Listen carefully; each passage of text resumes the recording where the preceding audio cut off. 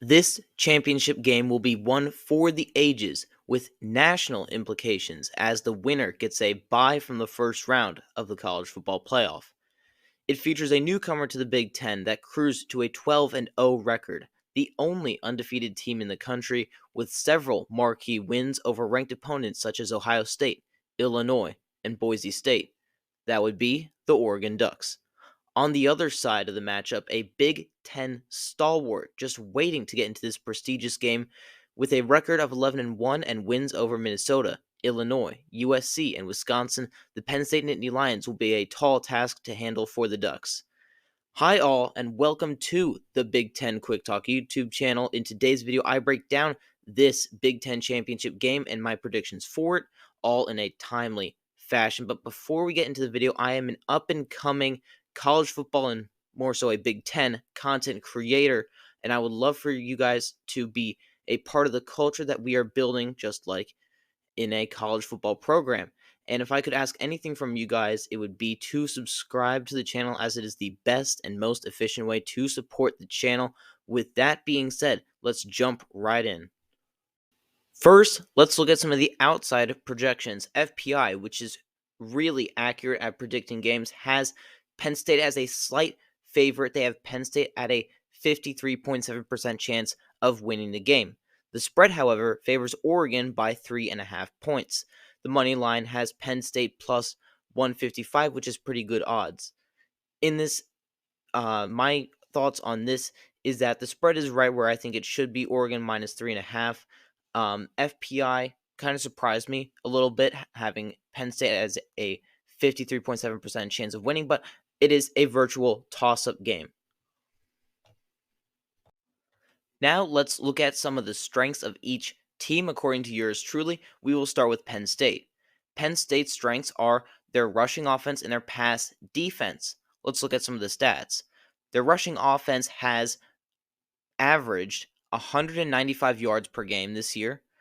They have totaled 2,336 yards, 26 touchdowns, led by Nick Singleton, who had 733 yards on the year, 7 touchdowns, and a 6.1 yards per attempt ratio, and Katrin Allen, who had roughly 700 yards, 5 touchdowns, and 4.4 yards per attempt. This was also aided by Tyler Warren, who ran the ball for about 150 yards, and Drew Aller, who scored an additional couple more touchdowns. This rushing offense is the main strength for this Penn State defense. For this Penn State team, my apologies. On the defense, the pass defense, 32 team sacks. That's averaging 2.7 sacks per game. 38 passes defended, which is 3.2 per game, and 12 interceptions, 1 per game. The interception number could come up, but these are really good numbers for the Penn State passing defense. Now let's go to Oregon's strengths. Oregon's strengths, in my opinion, is the quarterback, Dillon Gabriel, who was named the Big Ten Player of the Year and the Big Ten Quarterback of the Year with a 24-6 touchdown interception ratio. He threw for 3,275 yards and had a 73.5 completion percentage. He is obviously an elite quarterback, should be in more Heisman talks, in my opinion. He has been a leader and a great quarterback for the Oregon Ducks, probably going in the first round of the NFL draft. The other strength for Oregon, in my opinion, is coaching. Dan Lanning is one of the top 3 head coaches out there right now. Fight me on it. I'm right on this. Will Stein at offensive coordinator is a top 3 OC and is in line for a coveted head coaching job at a marquee program in the future, should he choose to do so. He is one of the great young up-and-comers in the coordinator world. He's very young, and he gets the job done. So who has the edge in this game? Well, I've put together this chart for you guys here really quick. On offense, just total offense versus offense, I favor Oregon's offense over Penn State's offense because of the aforementioned Dillon Gabriel, the wide receivers they have, and their rushing game is really, really good as well. That's not to discredit Penn State's offense. I think Oregon's is just better. And I think a lot of you would agree with me on that. On defense, however, I think Penn State's defense is a tad better. Again, no slight on Oregon's. Oregon's is very good, but Penn State's has been dominant this year. And like we highlighted with the pass defense as well, their defensive line is very scary. Abdul Carter, forgot to mention that he was named the Big Ten's Defensive Player of the Year. Coaching, I think Oregon has the slight edge. We already detailed it in a longer form, so we won't go over that.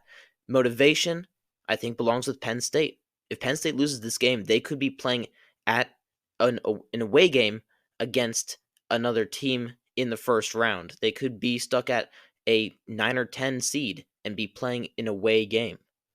And that would not be good for Penn State or Oregon. If they lose this game, they're still playing a home game in the playoff.